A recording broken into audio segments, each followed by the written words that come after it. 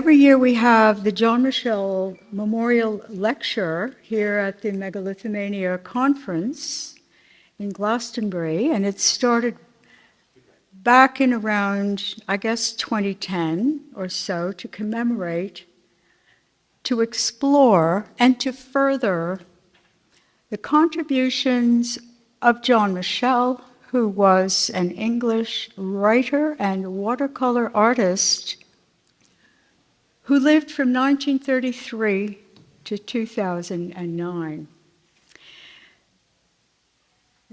John was much better known as a writer than as a watercolorist. His first couple of books from the early 1970s, revived the idea of straight alignments of ancient sites in the landscape. That is, lays, or ley lines, first through an examination of the pathways of reported sightings of UFOs, and then through a revival of the research of Alfred Watkins. Alfred Watkins was a land surveyor who often traveled on horseback through the landscapes of Herefordshire in the 1920s and 30s, and who, one day, had a revelatory or visionary experience of lays. John Michell's book, The View Over Atlantis, examines Alfred Watkins' vision in part one, and this inspired many people of the day to go out lay hunting, exploring the significance of place and deepening appreciation, knowledge, and love of ancient sites. And hey, some of these people have never stopped lay hunting and discovering its ramifications. And some of these people are still here with us today and sitting here in the very same room in the town hall of Glastonbury. And you know who you are.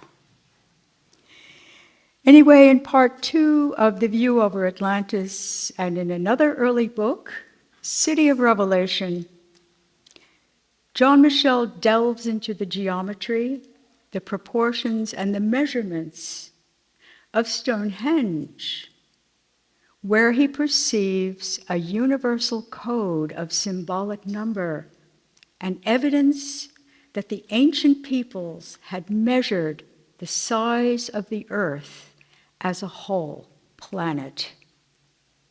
So this gives us a perspective that numbers 1, 2, 3, 4, 5, 6, they're not just quantitative indicators, they convey metaphysical and philosophical principles, and the perspective that all ancient peoples were not primitive and ignorant.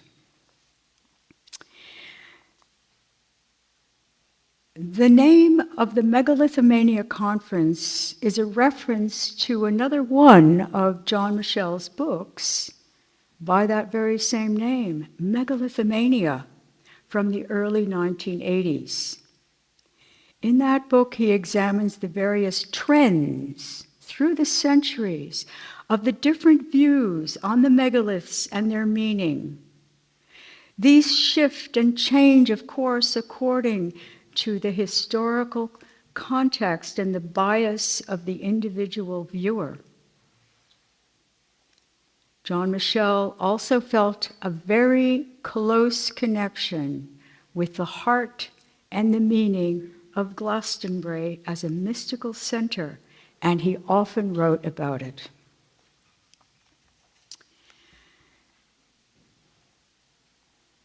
Our speaker here today for the memorial lecture is Adam Tetlow, who has continued the work of valorization of number as meaning with his writings and his teaching activities.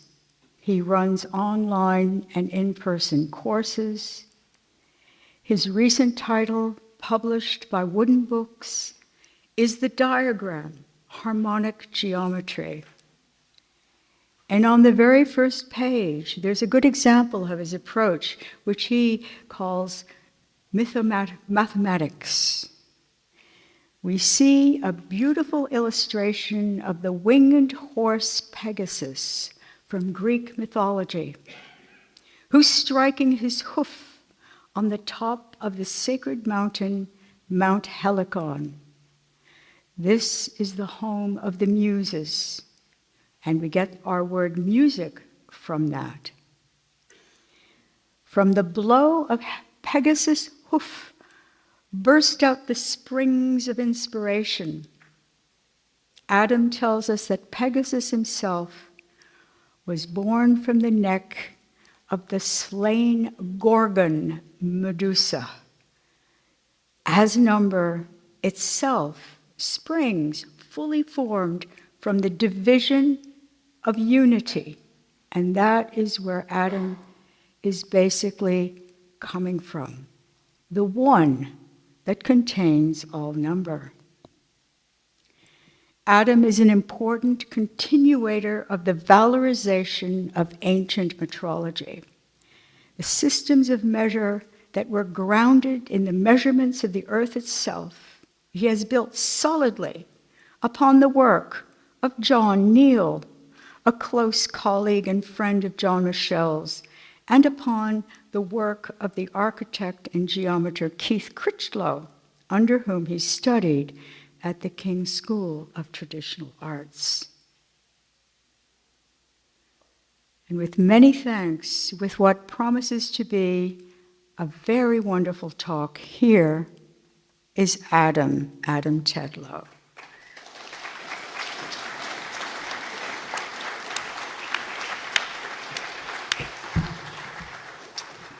Hi, Megalithomaniacs. It's nice to see you all again.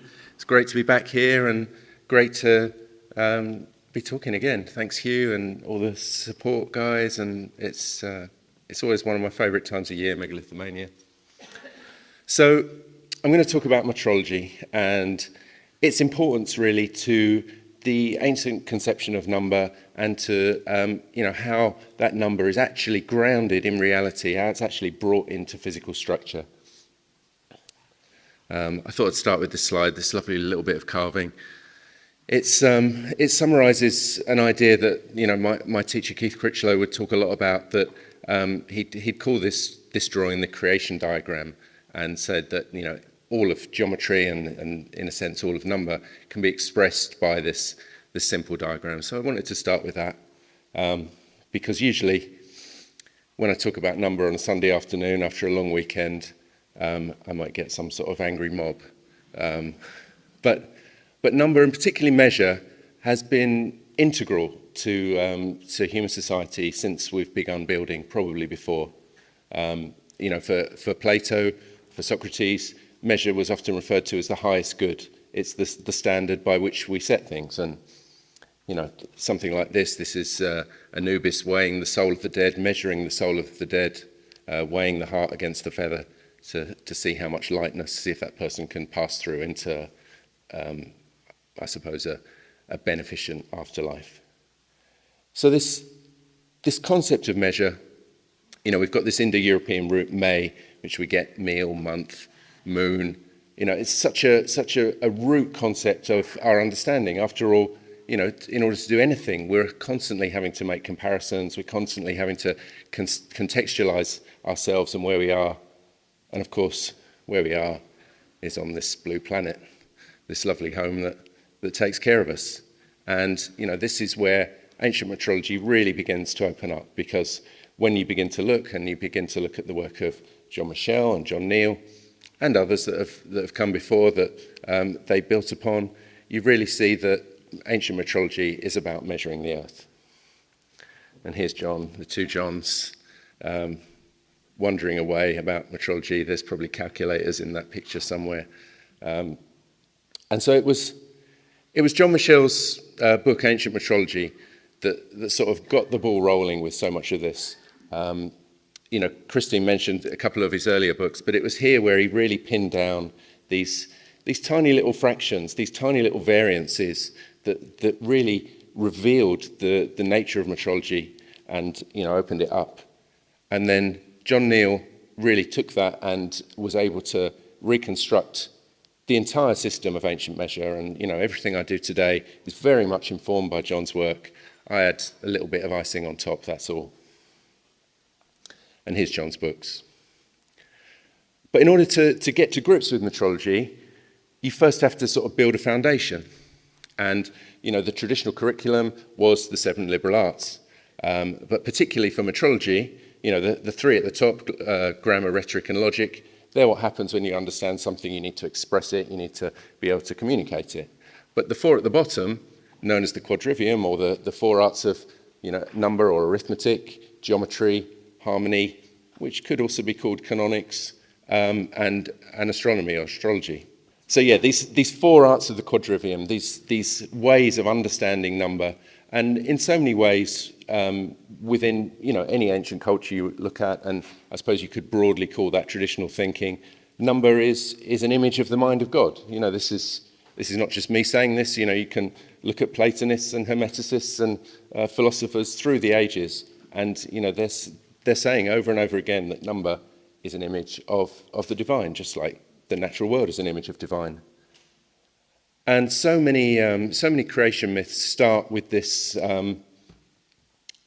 moment of sound. This is an image of a seed syllable from India, or you've got the Logos speaking and bringing the world into existence, and however many creation myths you want to look at, so often they begin with this moment of sound, and also this moment of light.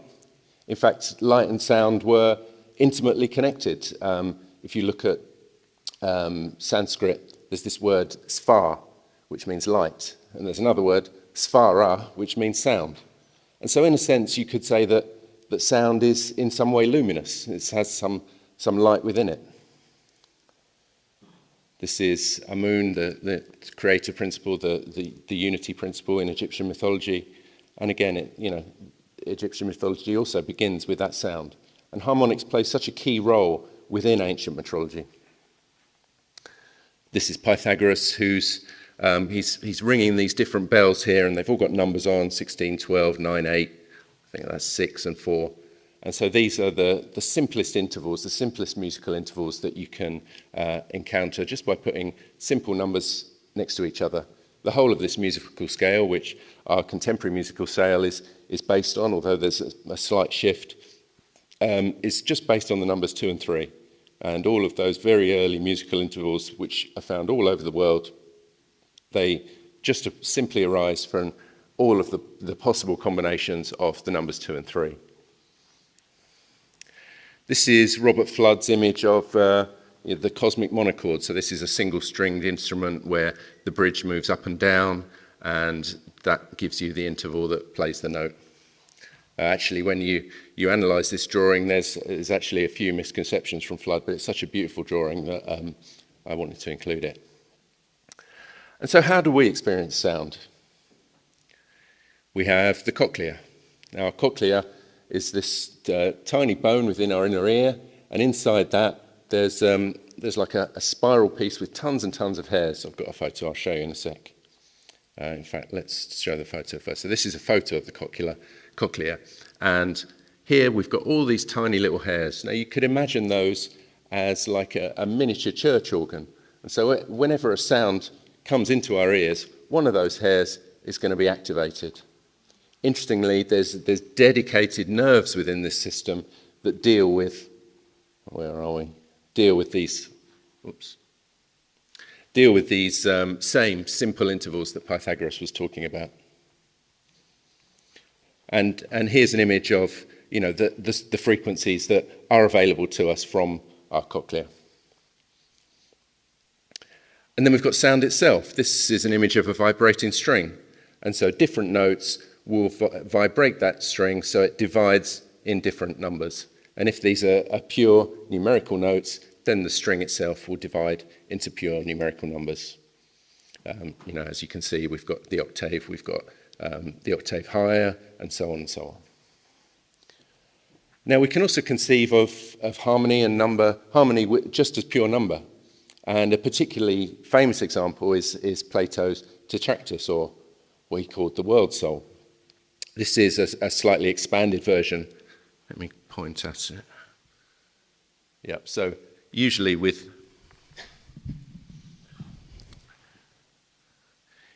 you see these in books, you just see the 1, 2, 3, 4, 1, 3, 9, 27. It's just this little triangle here. But it's also got an inverted version, and you can expand it left and right. You can see everything going in this direction is divided by 3, and then down in the opposite direction times 3. Everything going up this way, divided by 2. Everything going down this way, divided by 3, times by 2, sorry. And so with this idea that number itself is an image of the soul of the world is, something that, is really key to understanding how ancient societies, ancient surveyors thought about number, thought about how they were building these critical sets of harmonic relationships into the earth around them. And this world soul image is not just like a single fixed thing. We can use it to generate all sorts of sets of numbers. So you can hear this central hexagon. We can see very important numbers. 216. That's the 2160 is the number of miles in the moon's diameter. 288 plays a very important role within ancient metrology, as does 144. 96.96 is the Roman foot, and so on and so on. And you could extrapolate all of these as different measures or as different numbers of units of a particular measure. But it's, this is just still working with the 2 and 3. So all these numbers are just generated with 2 and 3. But you don't just have to use 2 and 3. You could replace that 2 and 3 with other numbers. And here we've got 11 and 7, so that'll be 1, 11, 11 times 11, 1, 7, 7 times 7, and then the product 7 times 11 there. Or you could replace the 1.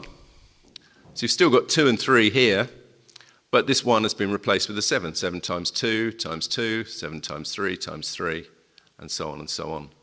And so you can see that, conceiving of number as a web of interrelationships was central to the ancient curriculum. This is another diagram known as the harmonic division diagram, very, very similar in a way, and we'll see a geometrical aspect of it in a little while.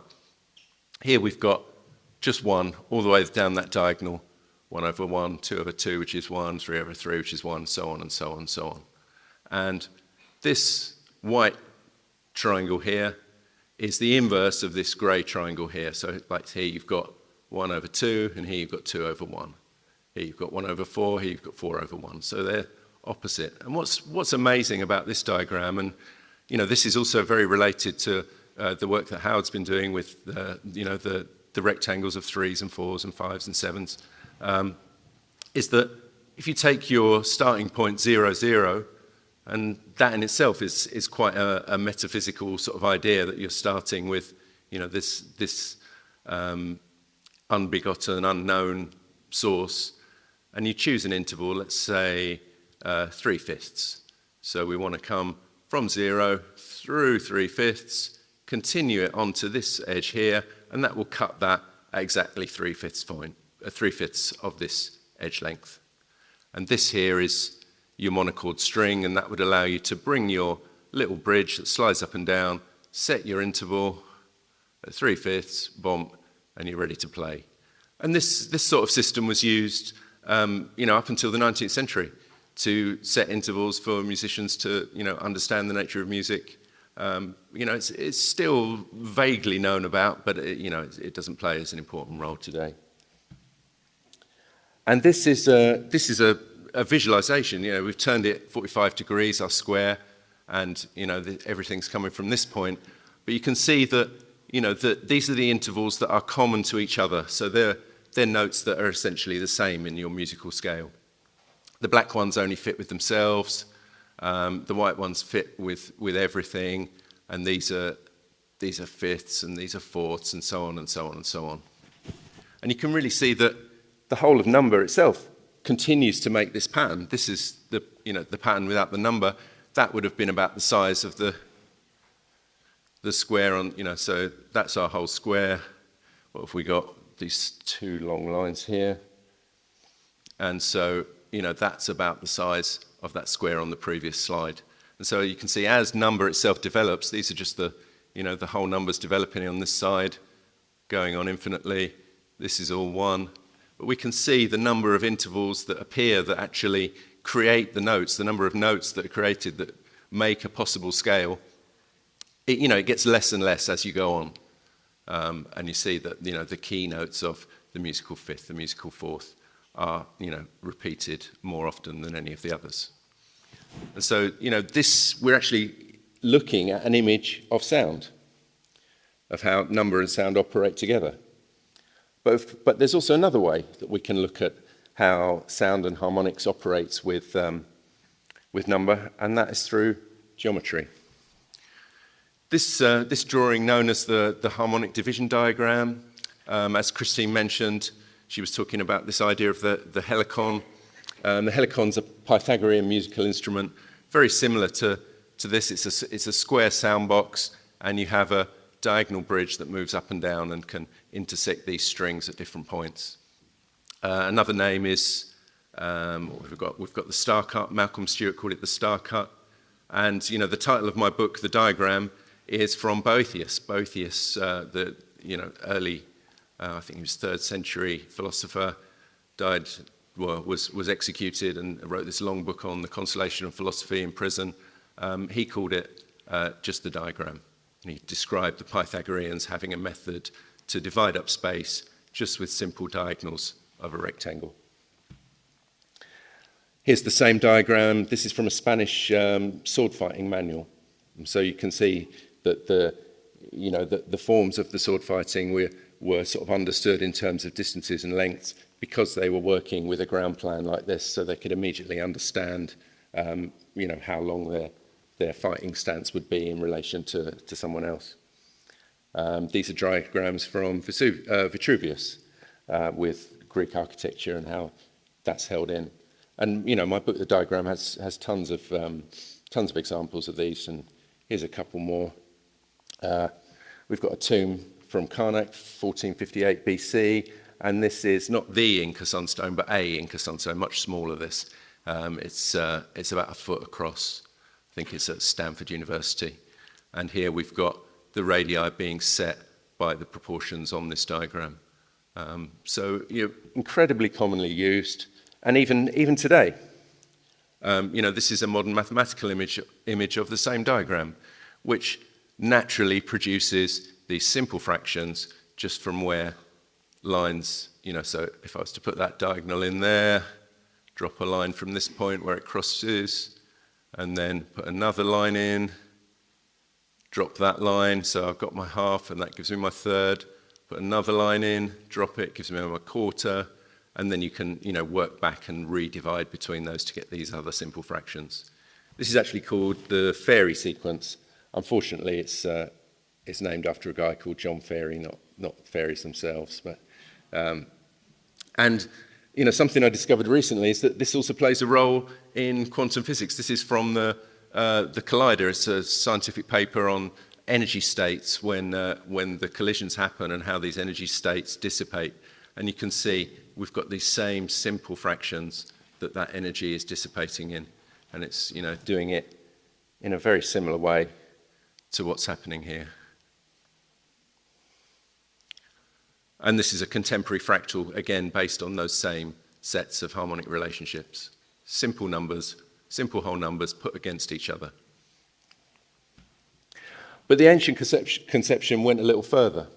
This is Orpheus charming the animals and the birds, but also the trees, and showing how this idea of harmony, of creating harmonic connection is so central to the ancient world. And then I'll read this out. So this is from Iamblichus, actually. I didn't write his name on it. Pythagoras conceived that the first attention that should be given to men should be addressed to the senses. And of course, by men, he means manus, the self-conscious animal, not man, the male self-conscious animal. So the first attention that should be given to men should be addressed to the senses, as when one perceives beautiful figures and forms, or hears beautiful rhythms and melodies. Consequently, he laid down that the first erudition was that which subsists through music's melodies and rhythms, and from these he obtained remedies of human manners and passions, and restored the pristine harmony of the faculties of the soul. So we can see that, on a simple level and a, sort of community level, our experience of music balances our passions, balances our humours, our temperament. But that idea then begins to be built into structures that are built. This is a royal cubit. I think this is the one from Turin that John Neal went and measured just to make sure it was perfect.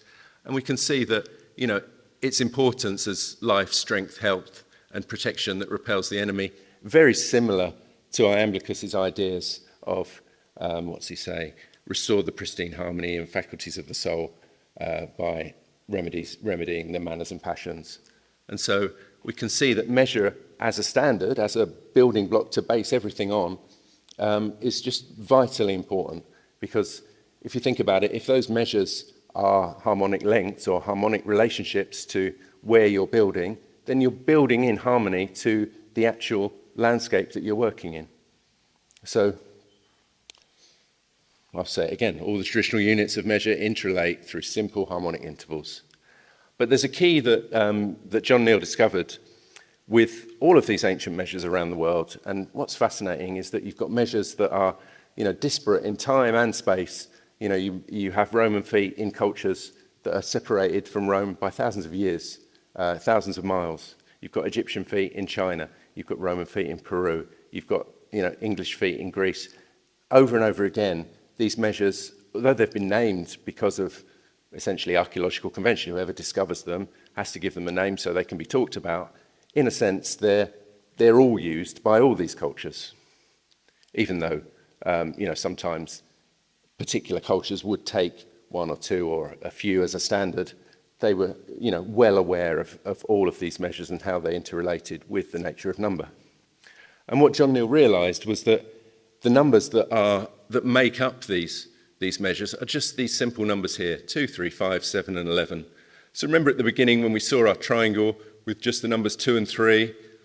Now, if we were to do another diagram, and it would look a bit messy, that's why I haven't done it, because you'd have numbers all over in different directions and it'd drive everyone a bit mad. But all you're essentially doing is adding in these other factors, and then 7 and 11 become incredibly important.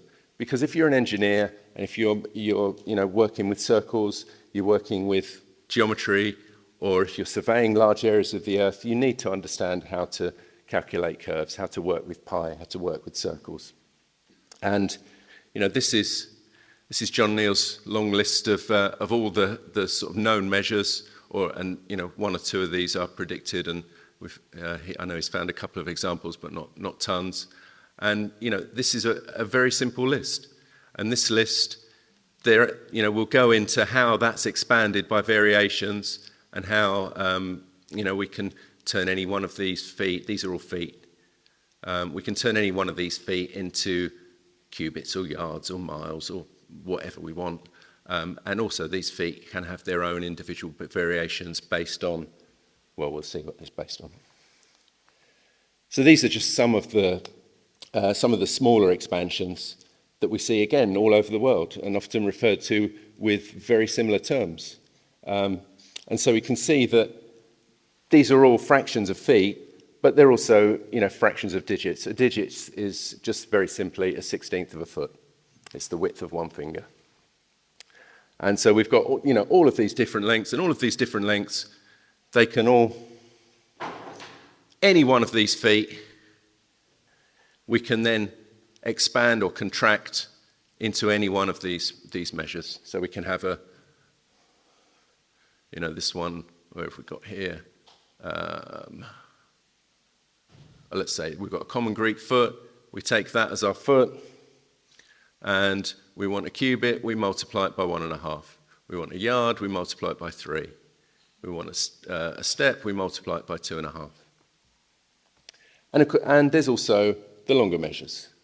And, this is one we'll be particularly familiar with, although anyone that knows the mile knows that it's not 5,000 English feet, it's actually 5280, which would actually make it a Persian foot.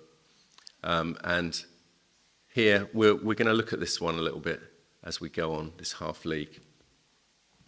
So, because metrology is complex, and because, it's complex but not complicated, and there's a lot of material to absorb and understand, and you build that foundation in the geometry, in the number, in the harmonic, and then you start to be able to work with this system. But because John Michell and John Neal, it's relatively recent historically when they discovered this. I think John Neal's first book was 2000, and he's published a few more since then. But because the idea of metrology has been around, it was something that Newton was fascinated with. It was something that the classical writers were fascinated with. There's lots of erroneous reasoning around the subject, and so this is some things we can do to avoid. So one thing we can avoid is looking for a fixed single standard. So often, we're used to the meter. We've got this meter everywhere, and we can use it in this area of physics and this area of mathematics and this area of carpentry, and it always remains the same. But what we've got with the ancient measure system is a complete harmonic system. So it's much better to think of it as a piano scale of notes.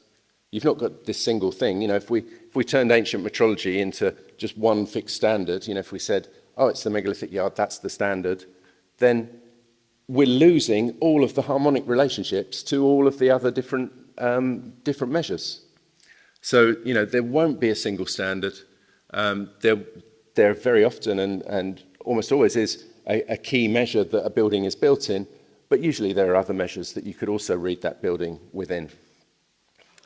And another problem we have is when we go to a site with a measure that convinces us for whatever reason, and we start to look at the site and try and prove our theory of the measure that we've taken to it, that's often going to obscure what's actually going on. It's actually going to hide it. It's much better to go take a good measure in feet and then find the simplest whole number that fits into that measure.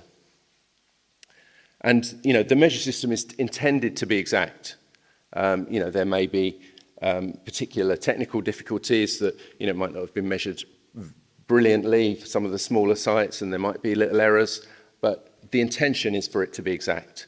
And rounding up, rounding down, you're going to lose those measures. You're going to lose the intention of the builders, and that's really what we want to do. We want to be able to find a way to key into the headspace of those people that built these incredible buildings and made these incredible sites. Another way that we can lose the whole system is by adjusting our unit. So we found a unit at a site, but then we've divided it into a particular physical constant or a particular astronomical length or something like that, and we think, oh well, it would fit if it was only 2 decimal places. Again, we're obscuring the nature of the measure. The intention of the people that built these was to be 100% exact, to set the standard which measure is for a society. And one more thing that will really obscure these measures, and that's taking averages, because you're again losing harmonic relationships, and you're just hiding it from yourself. So these are ways to avoid this erroneous reasoning, really. Avoid tripping ourselves up before we even begin an analysis. And so, what's so important is we're looking for the rational geometry within a site. And here we've just got these fixed relationships that occur. We tend to call this rational and this irrational, but they also can flip around. If this was a simple whole number, this would be an irrational number. If this is a simple whole number, this is irrational, and so on and so on. But what ancient measure allows you to do, because it's just using those simple numbers 2, 3, 5, 7 and 11, it allows you to rationalize these numbers that we now call irrational, and it allows you to express them in simple whole numbers. And, this image, John Neal was telling me that one of his initial discoveries with metrology was to just look at a circle and say, well, that circle's 360 degrees.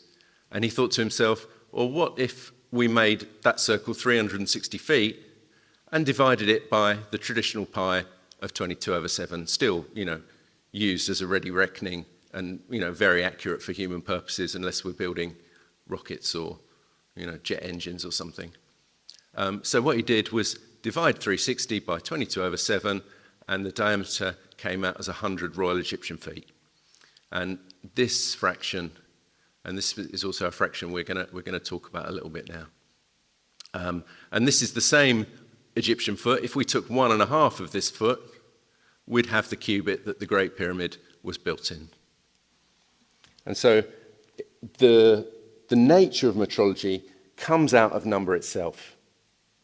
And, key to understanding this system that, has been so beautifully decoded and reconstructed by John Neal and John Michell's, initial stimulus to get all that going, is these two fractions. And, often I'm half, sort of getting towards the midpoint of this talk now, and I can imagine as soon as I say these numbers, a few of you will think, well, I could just have a nap for 10 minutes. And, because it is difficult to take this stuff on board first time. It took me, several years to really grasp what these were about. So let's see if we can do something to help that today. So what we need to consider is that the ancient surveyors, the ancient engineers needed to understand pi. And here are some of the traditional values of pi. With this one, of course, 22/7. And this is very commonly used by the Romans, 25/8. And this, we can see many cultures using this one.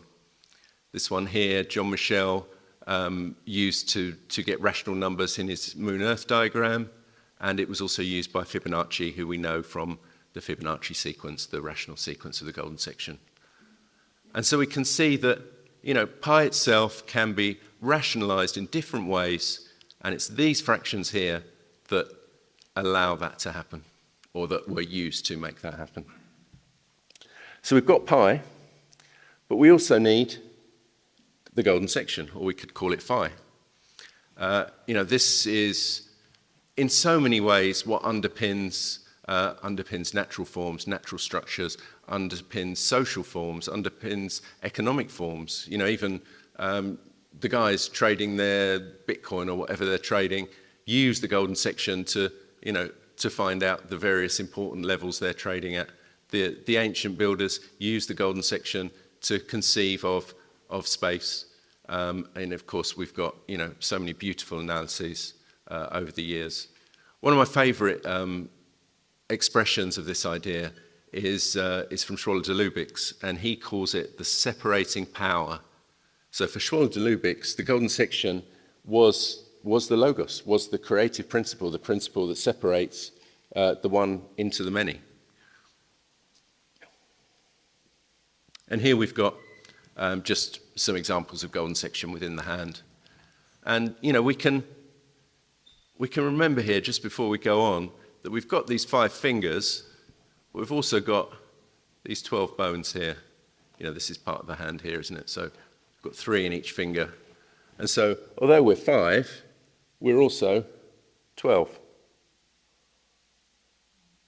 And that seems to be very much a key for ancient metrology, this interaction between your regular decimal lengths of 5 and your circular lengths of 6, because 6 fits into the circle very nicely.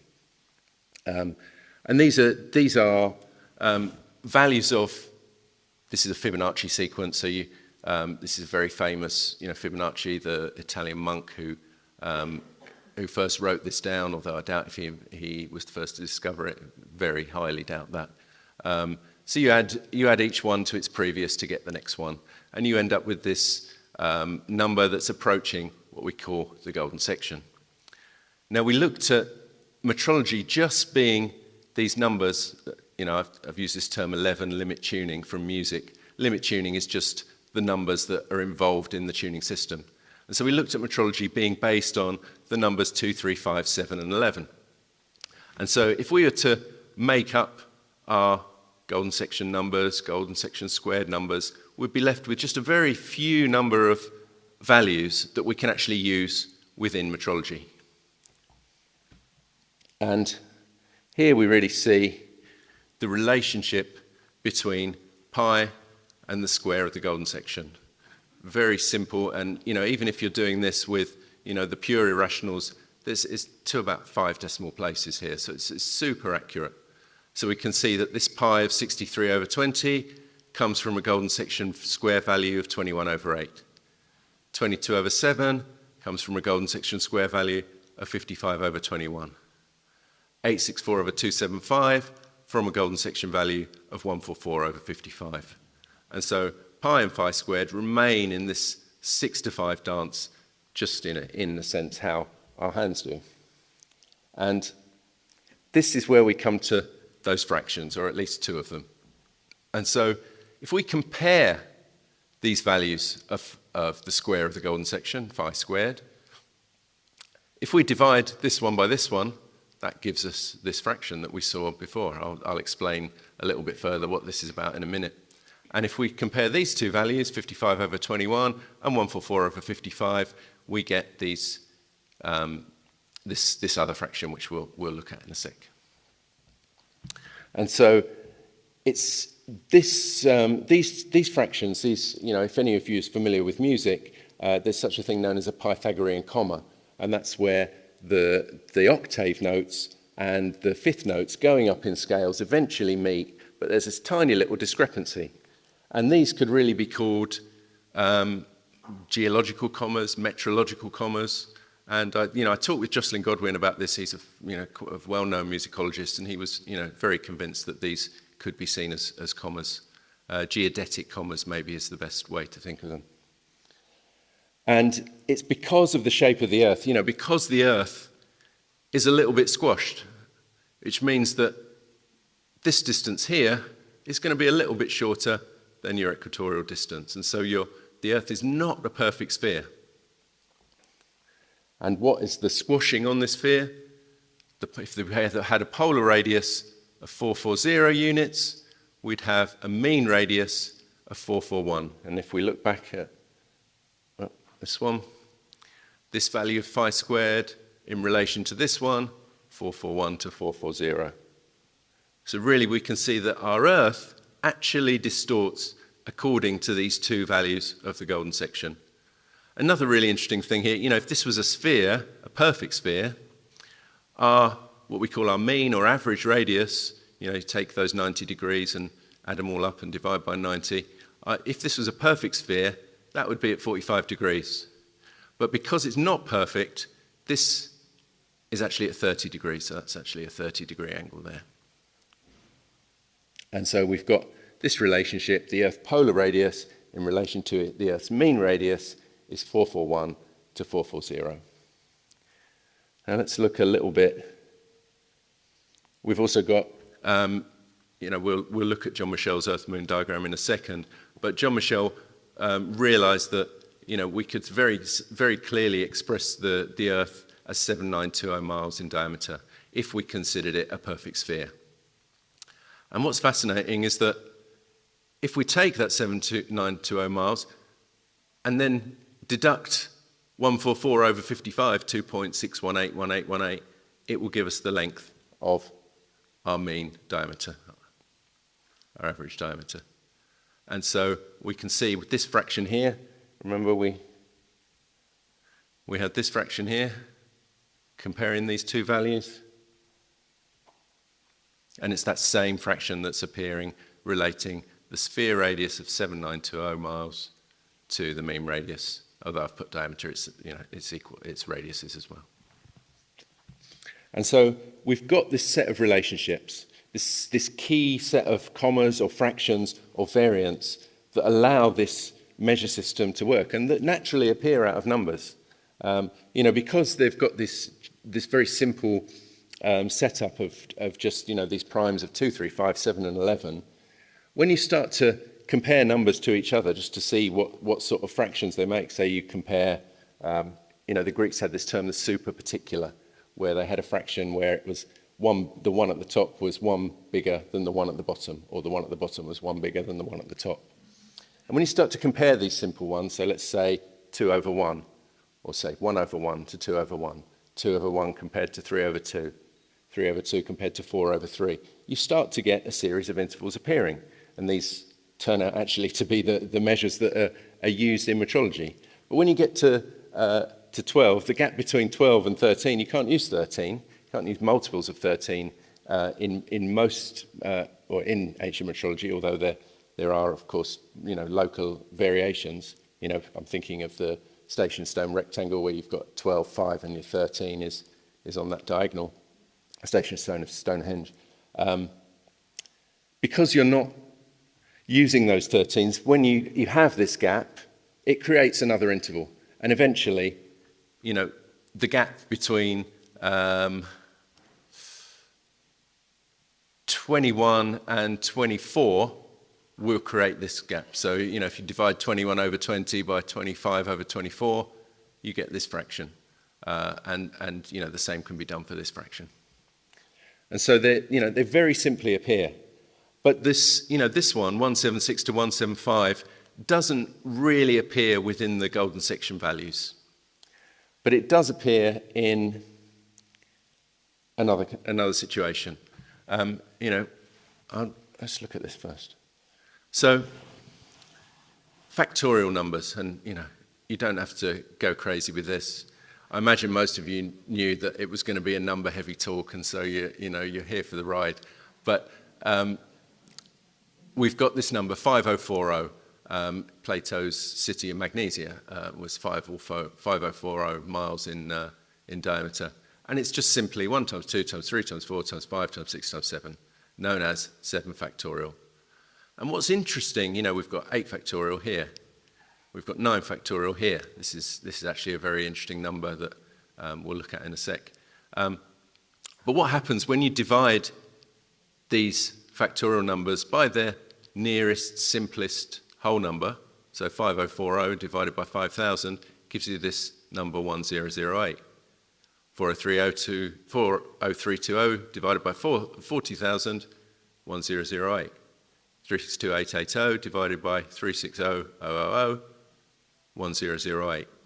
And so, this is quite this is a sort of key way to analyze a site as well. If we went to a site and we measured it in feet and we had this number that, wasn't that simple, we'd divide it by our largest, simplest whole number to get the fraction that the unit is derived from. And so we can see that because this number 1008, also we can express it as this fraction 126 to 125, is a compound of this fraction here and this fraction here. So we can, if this value naturally appears from the nature of mathematics, just multiplying those numbers together, and this value here naturally appears from the function of the golden section, then this number here is the difference between them. And there's one more further development which we can actually look at. Here we are. So we can actually make, this is John Neal's table of variance of the measures. So we can put any of our feet in here as a number 1 value. Here, if it was 1, it would be the English foot. But if we put the Roman foot, it would be 0.96. And so each of these values would then be multiplied by those particular fractions in order to get the value for that particular classification. And so we've got this one, which John Neal referred to as the canonical variation, or the standard canonical. So these are all root, these are all standard, and this is the standard canonical. And this is the fraction that most frequently gives you the canonical numbers from those traditional measures. And this one here is known as the standard geographic, and this is a measure that we're going to encounter a little bit more of.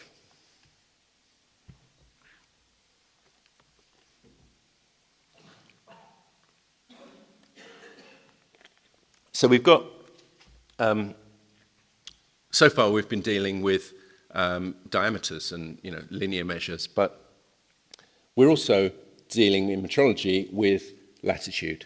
And so latitude is a measure of a degree of circumference, so it's part of an arc. So if you have a radius and you draw a circle, a latitude, 1 degree of latitude is 1 degree of that circle from the radius. And so there's significant latitudes on Earth which metrology naturally fits in with. And so we've got here 10 degrees.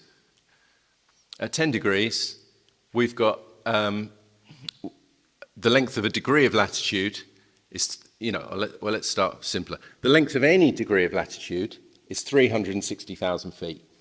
Any degree of latitude we can divide into 360,000 feet. But what foot? We need a particular variation. We need a particular variant of that 360 units in order to get the difference of latitude lengths. Because our Earth is squashed, these latitudes change as we move from one to the other. And so at 10 degrees, the length of 1 degree of latitude is 362,880. And I don't know if we remember. There we go. 362,880 is 1 times 2 times 3 times 4 times 5 times 6 times 7 times 8 times 9. And then these latitudes then go on to vary again according to these fractions. So we've got 38.57 here. That's the latitude of Delphi. We've got 51 degrees, our mean degree. We've got 66 degrees at the Arctic Circle. And then surveyors that were working within these would either, maybe they'd choose a specific set of values for the specific reason of the theme or set of ideas in their building. But, if they were wanting to key it to particular latitudes, they'd either go for the measure that was closest or work out a local variation. And, John Neal's work has dealt with quite a few of these variations if you want to go further into that. And so, remember earlier I was talking about the mean radius of the Earth being at 30 degrees and not 45 because it's not a perfect sphere? Well, we've got this fascinating relationship. At 30 degrees, or very, very close to 30 degrees, we've got the Great Pyramid. That's not, unfortunately, the Great Pyramid. I put the wrong picture in there. But we've got the Great Pyramid at 30 degrees. So the mean radius of the Earth comes essentially, but there's a slight discrepancy, which is what we're going to talk about. But essentially, that 30 degrees radius line is coming bang out the top of the pyramid. Now, if we take that radius and make it into a circumference and take 1 degree of it, so the degree from the mean radius, that's at 51 degrees. And that's the latitude of southern England and Stonehenge and Avebury, and that is showing the mean degree, or the radius, the degree from the mean radius. So we've got our 30 degrees giving us our radius and the pyramid, and then we make that into a circle, divide it by 360, and the point on Earth where that fits is at 51 degrees. And here we've got Stonehenge with the station stone rectangle in. I'm not going to talk about Stonehenge today. There's been lovely talks over the years about Stonehenge, and I can't hope to keep up with them, although there are some very interesting metrological facts, but which we can look briefly at. So we've got that same rectangle here, the station stone rectangle, and this is the lintels here. So we've got the station stone rectangle width, we've got the outer diameter and the inner diameter. And we can see, and John's gone heavily into this in his work, that the station stone rectangle width, which would be that square, and also this 5 edge, is 100 Belgic feet. The outer lintel diameter is 100 common Greek feet, and the inner lintel diameter is 100 Roman feet. And these feet are all varied by a particular one of those fractions that we will talk a little about. That it will be those fractions that where are we here? The fractions that relate to this 51 degrees where Stonehenge is at. Stonehenge is also an integral measure of the polar radius, so the radius that goes all the way up to the North Pole. And if we multiply the Stonehenge outer lintel diameter, so the outer part of that orange ring, by 200,000, it will give us an exact length of the polar radius. And so here we're talking about metrology being used to definitively and precisely give dimensions of the Earth, which can be preserved and have been preserved for thousands and thousands of years. Now let's have a look at the Great Pyramid. That same station stone rectangle, if we take the base edge of the south side of the pyramid, I've got a feeling this isn't the south side. It's quite tricky, actually, finding brilliant images of the pyramid online. I know there's some great books, but anyway. We've got 7 station stone rectangle widths, and we've got the pyramid's base to the sockets. On the corner of the pyramid, there's these 4 sockets that are just slightly bigger than the actual base edge. And this, again, is a precise dimension. So, more pyramids, and more, and more. And we've got Toth, or Jehuti, or Tehoti. Amazing, you hear, we call this figure Toth, or Tot, but the ancient Egyptians called him Jehuti, or Tehoti. And then we've got this South American site, Teotihuacan, and I wonder if there's a connection there. And Toth, here he is in his role as measurer of the cosmos with his measuring rod, and you can see the qualities of Toth are being indicated by this precise beak, a bit like the crescent moon from the ibis, his hands being very precise in taking this measure. And let's look a little bit at, this is a drawing I did of John Michell's discovery of the Moon-Earth diagram, which of course has this pyramid relationship in here. If its base width is 11, its height will be 7. And so we've got this 7-11 relationship within the pyramid. And what's interesting is this, Howard's talked a lot about the angle of the double square. Look how the slope of the chamber is very much that angle. So let's look at some Great Pyramid dimensions. So the south side base edge, which John Neal explains very clearly why this is the datum edge, is 440 Royal Egyptian cubits, and we know this from the classical writers, as well as the many surveys that have been done over the years. So that's the base edge of 756 feet.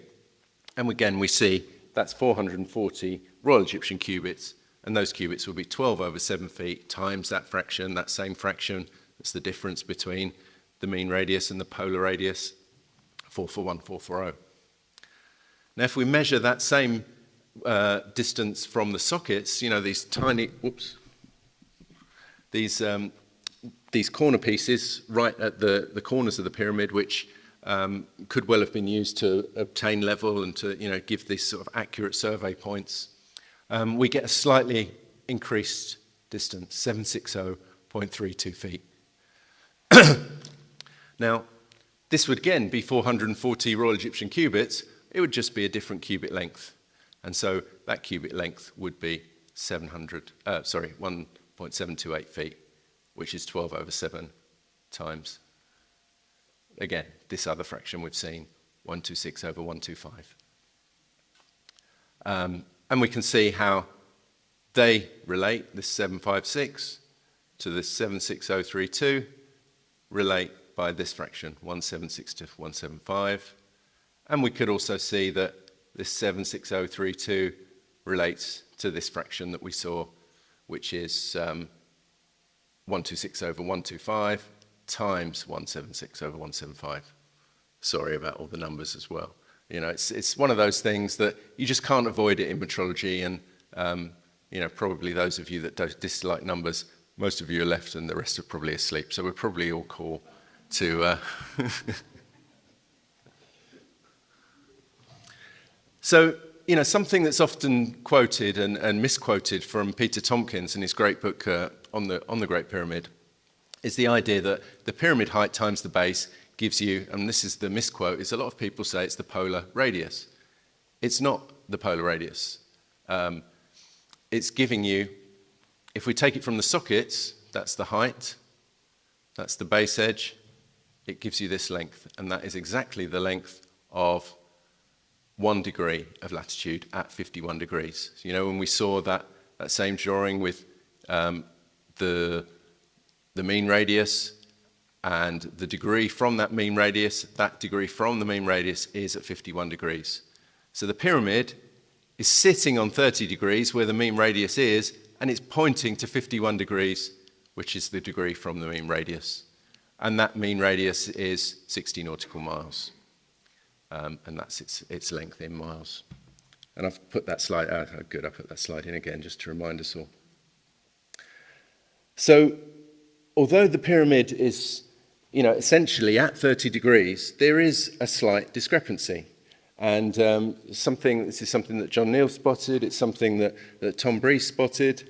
And this discrepancy is a very interesting distance. You can't really see this green line. My Google Earth skills are very poor. So we've got the Great Pyramid here. This here is 30 degrees north. That distance is 1.44 miles. 1.44 miles is 760. Now, we saw with the pyramid before, that's the base edge of the sockets, 760.32. Whereas that distance there is 7603.2, so it's 10 times the width of the pyramid from the sockets, the base edge from the sockets, is 10 times that from the pyramid to 30 degrees north. And what this does is create an amazing set of relationships. And, you know, I haven't even got time today to show you them all, but we'll go through some of the interesting ones. So that's our pyramid. 760.32 feet wide. It's a square, so it's like that on each side. And we can take 10 of those, dump, dump, dump, dump, dump, dump, dump.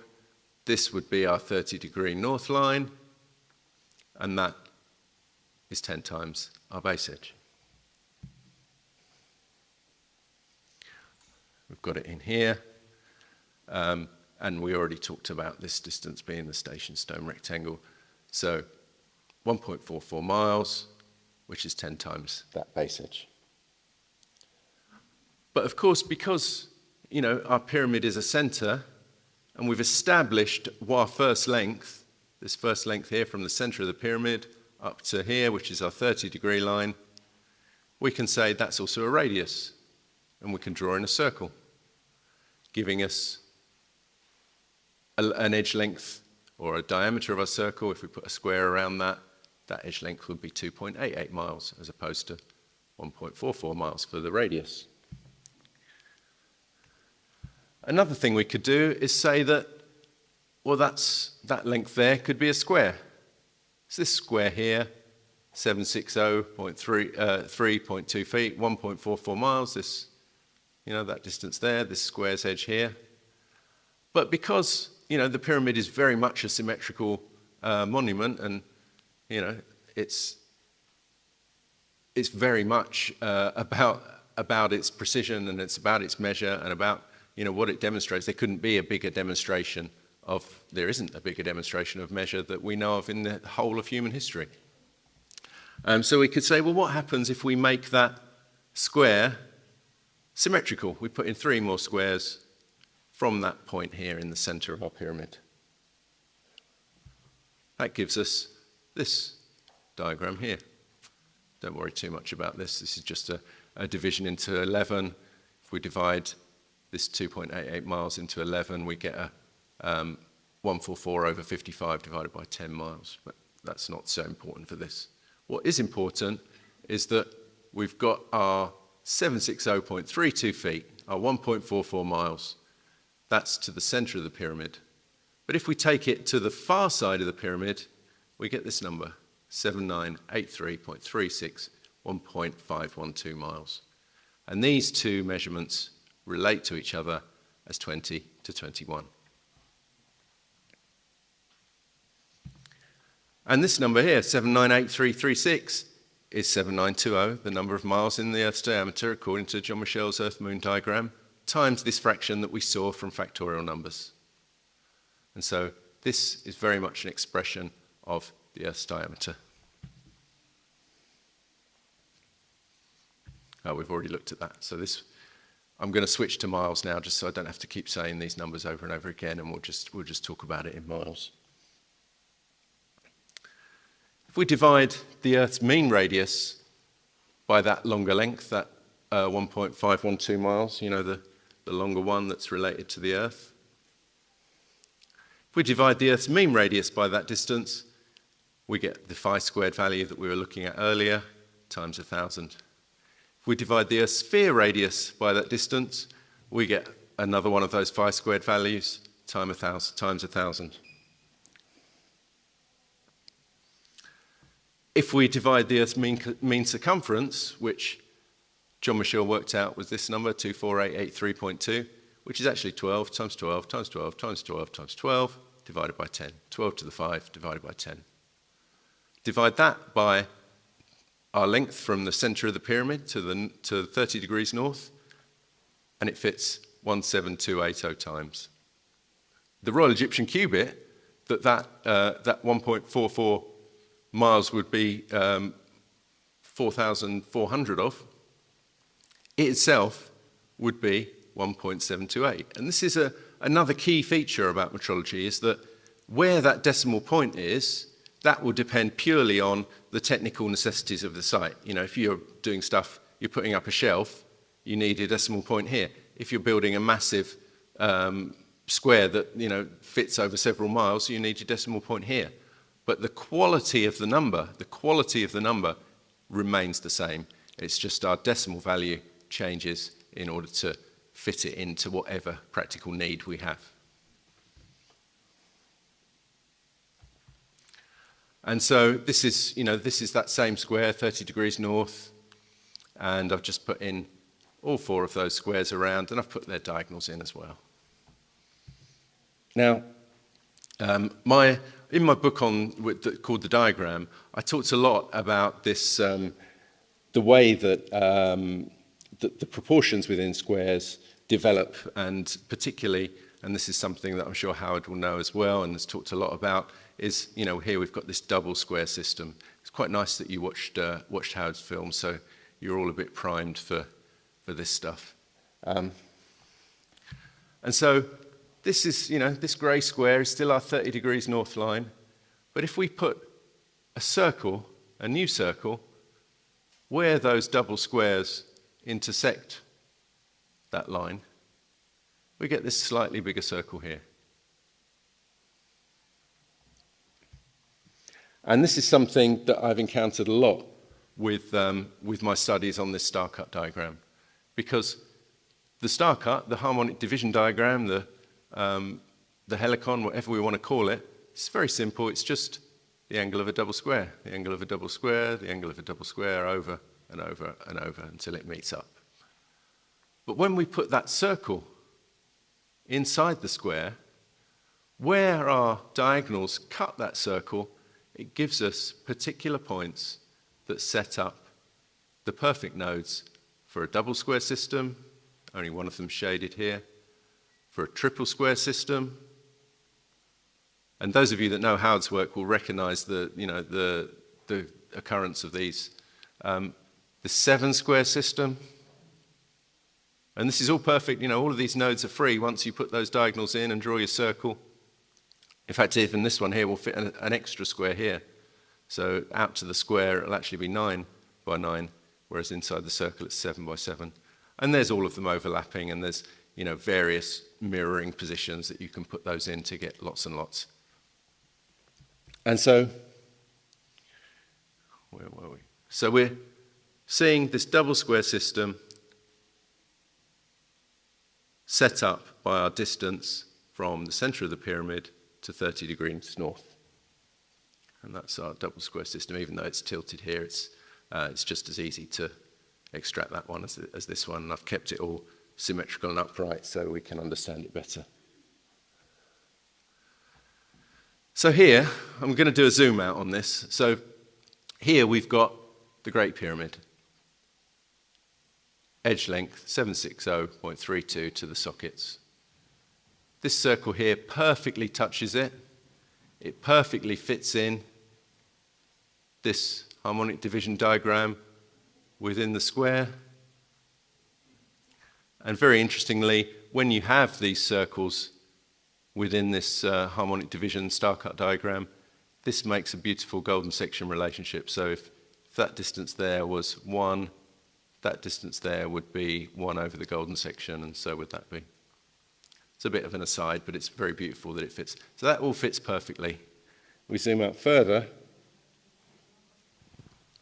we can see that we've got 3 squares here and 3 squares here, and we could very much fit this square here to get this triple system in. And we can go even further. We've still got our 30 degrees north line. This is our new square. Now, it'll probably confuse you if I start explaining this length. We'll talk a little bit about it in a minute, but I don't want to go too into the weeds with it because it's not fair.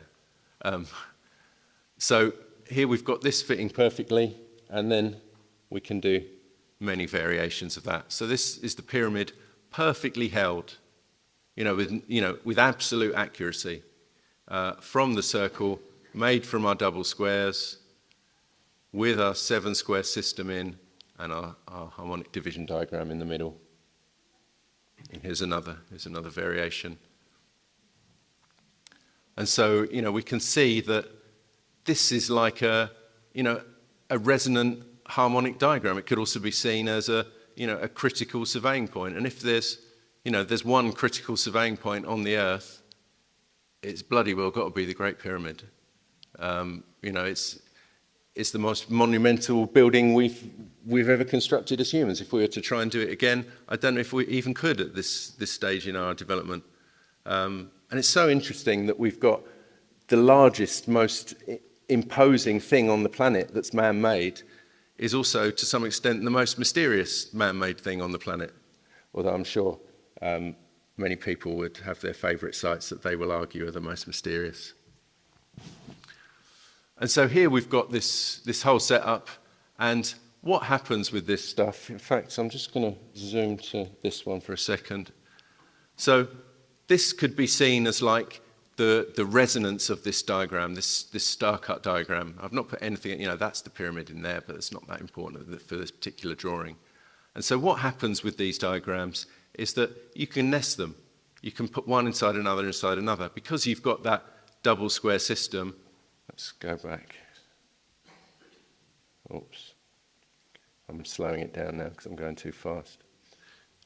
Because we've got this double square system that's expanding our square into a slightly bigger square, or it would be a bigger square if that circle had a square around it, we can continue to do that over and over and over again, and we can nest all the way up and all the way down and go as far as we want.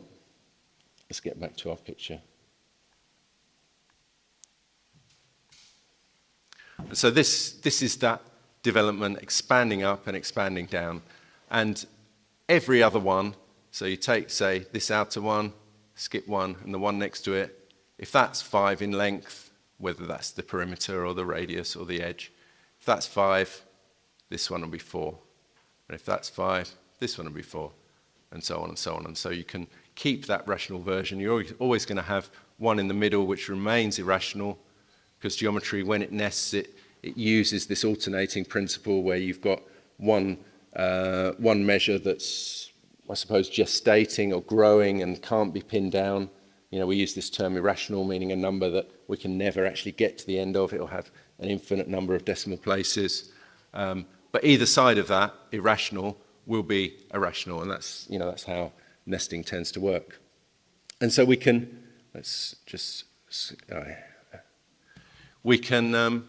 we can take our square of 2.88 miles, we can put an irrational one around it, which gives us our setup that perfectly holds the pyramid.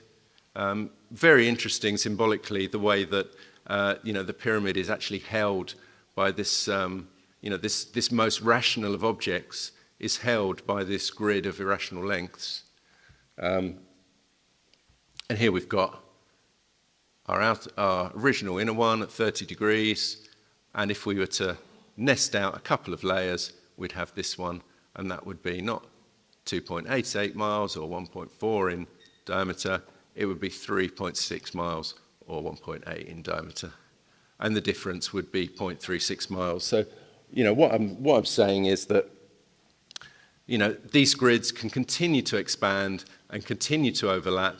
And, I'm currently working on more detail of this grid. There's a lot more to come that I didn't want to give sort of in pieces. I wanted to work it all out properly before I did a talk on it. So there's a lot more knowledge about this coming on. And so really what I'm wanting to sort of round up with is the idea that ancient metrology is a system of resonance, is a way for the ancient architects, surveyors, scientists of number to integrate built objects, made objects, objects of culture into the harmonic natural system of the natural world using the resonant qualities of number. And it's those resonant qualities of number that are the fixed standard that ancient measure is built on. And we could see that, in a sense, the entire cosmos is a resonant numerical system or a standing wave from that initial seed syllable of divinity manifesting itself, tearing its breast apart to move from one to many, and measure returns us to one.